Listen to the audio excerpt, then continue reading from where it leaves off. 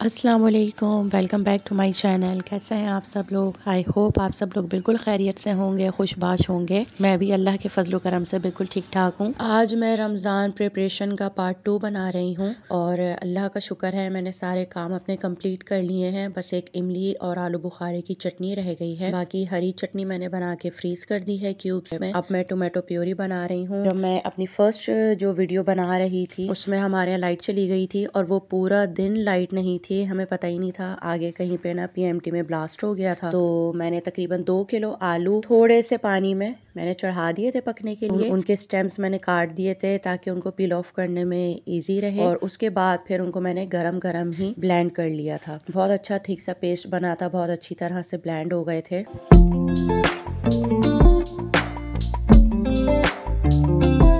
आधा किलो मैंने हरी मिर्चें ली हैं, उनको अच्छी तरह से वॉश करके मैंने ड्राई कर लिया था बिल्कुल। उसके बाद फिर मैंने आधे जो है वो हरी मिर्चें मैंने विद सीड्स डाली हैं, और आधे जो है ना उनके मैंने पानी में भिगो के बहुत ज्यादा सीड्स निकाल दिए थे। मैं इतनी हैरान हूँ, इतनी छोटी हरी मिर्चें हैं और इतने ज्यादा सीड्स हैं कि बस आप देखिएगा वीडियो में। जब मैंने उसको चॉपराइज किया था तो उसमें भी मैंने काफी ज्यादा सीड्स छोड़ दिए थे, क्योंकि हरी मिर्चों से ज्यादा सीड्स नजर आ रहे थे। तो इस तरह से मैंने आधी आधी, क्योंकि हम लोग मतलब मेरे यहाँ जो है ना बहुत लाइट स्पाइस खाया जाता है, हम लोग तेज मिर्चें बिल्कुल नहीं खाते, इसलिए फिर मैंने उनको इस तरह से कर लिया था। क्योंकि अगर मैं सारे सीड्स उसके अगर घुमा देती तो वो बहुत ज्यादा स्पाइसी हो जाता। तो सारी मिर्चों को मैंने चॉपराइज करके बॉक्स में वो भी मैंने रख दिया था। अच्छा, हरी मिर्चें, टमाटर और हरा मसाला जितना भी ये रमज़ान में बकरीद पे बहुत ज़्यादा महंगा हो जाता है। ऐसा नहीं है कि हम जो अभी तैयारी कर रहे हैं या आप सिर्फ मैं या आप, हम लोग सिर्फ यानी रमज़ान से पहले करें, ये हम यानी पूरा साल कर सकते हैं। क्योंकि आपको पता है हमारे यहाँ तो ये बहुत ज़्यादा रोना है। हमारे यहाँ जिस चीज़ का इस्तेमाल होता है, जिस चीज़ की हमें नीड होती है, वो चीज़ उसके प्राइस आसमान को पहुँचा दिए जाते हैं। अभी जैसे मैंने ये हरी मिर्चें काफ़ी ज़्यादा पीस ली हैं, यानी चॉप कर ली हैं, पीसा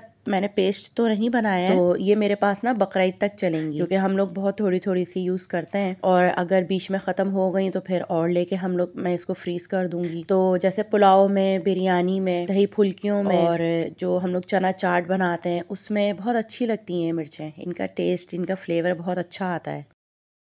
तो मैं आपके साथ एक टिप शेयर कर रही थी कि हम लोग जो रमज़ान से पहले सारी हम लोग तैयारियां करते हैं, प्रिपरेशंस करते हैं, प्याज ब्राउन कर रहे हैं, टोमेटो प्यूरी बना रहे हैं, चटनियाँ बना रहे हैं, बहुत सारे काम हम लोग एक्स्ट्रा कर रहे होते हैं। तो ये हम लोग ना पूरा साल कर सकते हैं। मेरे फ्रिज में पूरे 12 महीने ब्राउन प्याज मौजूद होती है, मेरे फ्रीजर में टोमेटो प्यूरी मौजूद होती है, जिंजर गार्लिक पेस्ट 12 महीने मौजूद होता है। लेकिन इसका मतलब ये नहीं है कि मैं पूरे साल का पीस के रख लेती हूँ। मैं तकरीबन 1-1 किलो के करीब जो है ना क्यूब्स बना के रख लेती हूँ। तो उससे मुझे बहुत ज्यादा सहूलत रहती है। लहसुन अदरक महंगा हो, सस्ता हो, मुझे कोई इसका वो नहीं होता मसला। तो आप लोग भी ये सारा कुछ पूरा साल कर 3 महीने बाद, 2 महीने बाद ये काम कर लिया करें, तो इसमें बहुत ज्यादा सहूलत रहती है। और प्याज ब्राउन हो, उससे तो आपको पता है हर सालन ही प्याज से स्टार्ट होता है। और आपको अगर साबुत हरी मिर्चें रखनी है तो उनके स्टेम्स काट के, उनकी जो डंडियां होती हैं उनको काट के बहुत अच्छी तरह से ड्राई करके पहले वॉश कर लें, उसके बाद ड्राई करें, उसके बाद उनके स्टेम्स का तोड़ के फिर उनको आप जो है ना प्लास्टिक के एयर टाइट बॉक्स में रख दें। 15 दिन 20 दिन कहीं नहीं गए, बहुत आराम से रह जाती हैं। अच्छा, मैंने अपनी लास्ट वीडियो में जिंजर गार्लिक पेस्ट के क्यूब्स बनाए थे, उनको मैंने क्यूब ट्रे में रखा था, वो मैंने अलग कर लिए थे, फिर ये दोबारा से मैंने और बनाए थे। तो अब ये मैं यानी हार्ड फॉर्म में आ गए हैं, तो अब इनको मैं ब्लॉक बैग में रख रही हूँ।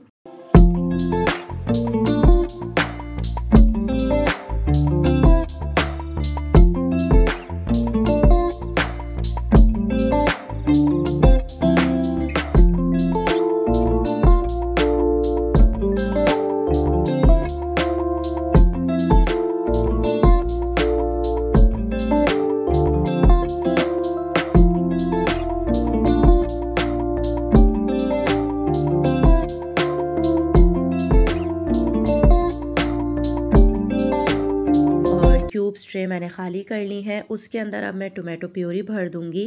और टोमेटो जो मैंने लिए हैं वो 2 किलो लिए थे, तो अच्छा ज़्यादा क्वांटिटी में पेस्ट बना था। और जब मैंने ट्रे में भर दिया था तो उसके बाद बच भी गया था, तो वो फिर मैंने एक प्लास्टिक के बाउल में निकाल के उसको भी फ्रीज कर दिया था। बहुत ज़्यादा अच्छी क्वान्टिटी में ये बन जाता है पेस्ट। और जो हम लोग मतलब छिलकों के साथ जो हम लोग टोमेटो काट के डालते हैं, उससे कई गुना ज़्यादा अच्छा टेस्ट और फ्लेवर बनता है इसका। आप लोग इसको ज़रूर बना के रखिएगा। आपकी हमारी लाइफ बहुत इजी हो जाएगी, झटपट काम हो जाते हैं। अगर हमारे फ्रिज में ये सारी चीजें बनी हुई रेडीमेड तैयार हो, बहुत जल्दी हमारे काम हो जाते हैं। अब मैं ले आई थी 2 किलो प्याज और उसको मैंने पील ऑफ करके अच्छी तरह से वॉश कर लिया था। और वॉश करने के बाद 2 से 2.5 घंटे के लिए मैंने फ्रिज में रख दिया था, ताकि जब हम लोग फ्रिज में रखी हुई प्याज हम लोग स्लाइस करते हैं, कटिंग करते हैं, तो बड़ी मतलब क्रंची कटिंग होती है।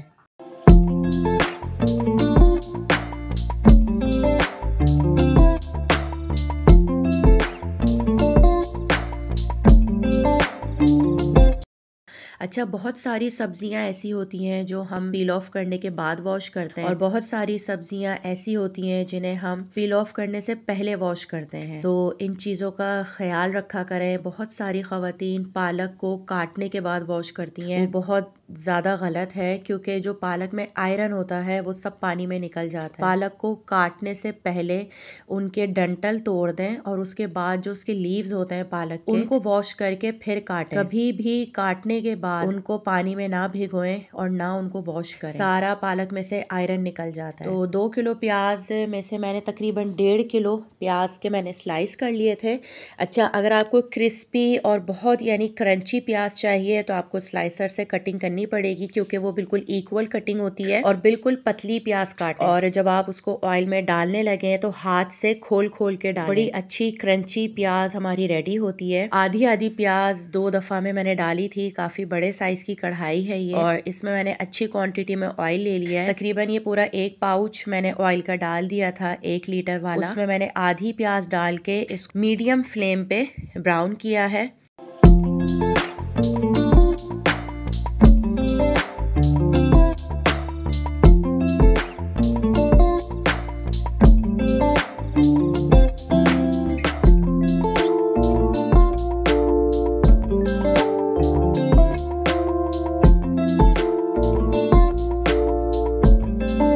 जैसे ही प्याज लाइट ब्राउन होने लगे फौरन फ्लेम ऑफ कर दें, और जिस डिश में आपने प्याज निकाली है उसमें प्याज डालने के बाद उसको हाथ से खोल लें। जैसे बंचेस बने हुए होते हैं जब हम निकाल रहे होते हैं कढ़ाई में जो ब्राउन प्याज होती है, तो उसको डिश आउट करके ना उसको हाथ से खोल लें, तो वो बड़ी क्रंची क्रिस्पी अलग अलग प्याज रेडी होती है हमारी। 2 डिशेस मेरे पास रेडी हुई थी, काफी अच्छी ज्यादा क्वांटिटी में 1.5 किलो में प्याज मैंने ब्राउन की है, और इसको मैंने अलग अलग कर लिया था। जब ये बिल्कुल नॉर्मल टेम्परेचर पर आ गई थी तो इसको भी मैंने जिप लॉक बैग में डाल के, और इसको मैं सब्जी वाले खाने में रखती हूँ। मैं इसको फ्रीज नहीं करती, क्योंकि इसको फ्रीज करने की जरूरत नहीं होती है। इसको फ्रिज में ही रख दें तो वो भी आपका पूरा साल चल जाती है, खराब बिल्कुल भी नहीं होती है। तो इसको जिप लॉक बैग में डाल के मैंने फ्रिज में रख दिया था।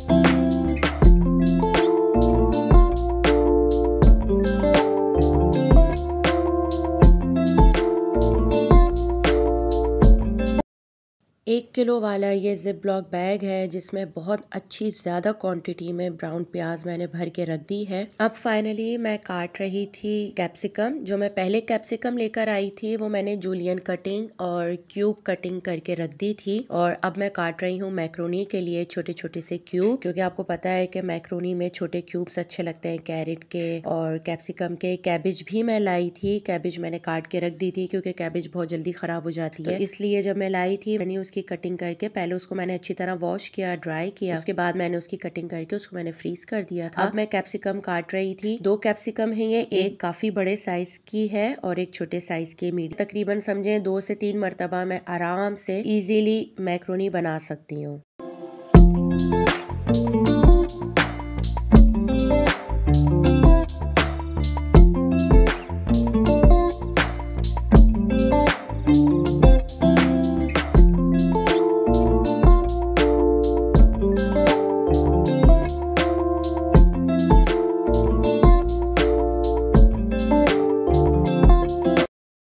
तमाम कैप्सिकम की कटिंग कर ली है। अब इसको भी मैं ज़िप लॉक बैग में डाल के, ये 1 पाव वाला ज़िप लॉक बैग है जिसमें मैं कैप्सिकम डाल रही हूँ, और इसको भी मैं फ्रीज़ कर दूंगी। अच्छा, इतने रमज़ान में पास्ता या मैक्रोनी या स्पैगेटी तो मतलब बनाने में नहीं आती है। इफ्तार पार्टी वगैरह करते हैं तो उसमें ये काम आ जाती हैं। ज़्यादा फोकस तो हम सबका जो है वो पकौड़ों पर होता है और दूसरी चीज़ों पर होता है। चना चाट है, दही बूंदियाँ हैं, दही बड़े हैं, तो इसलिए बस मैंने इतनी यानी वेजिटेबल्स काटी हैं कि 3 से 4 मरतबा मैं यूज़ कर सकूं।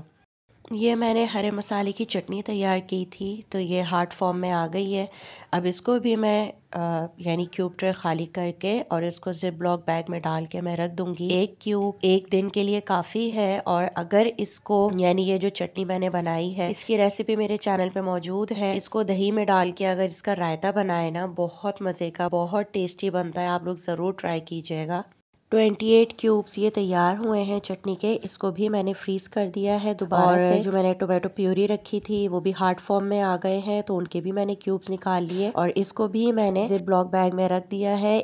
पहले मैंने छोटे बैग में डाला तो ये पूरे नहीं आ रहे थे, फिर इसको मैंने 2 kg वाले ज़िप लॉक बैग में भर के रखे हैं, तो ये उसमें इजीली आ गए थे एक ही बैग में। आई एम श्योर आपको मेरा आज का व्लॉग पसंद आया होगा और आपके लिए काफी हेल्पफुल साबित होगा। तो जाते जाते मेरे चैनल को सब्सक्राइब कर लीजिए, वीडियो को लाइक एंड शेयर भी कर दीजिए। अपना और अपनी फैमिली का बहुत ज़्यादा ख्याल रखिएगा, मुझे दुआओं में याद रखिएगा। अल्लाह हाफिज़।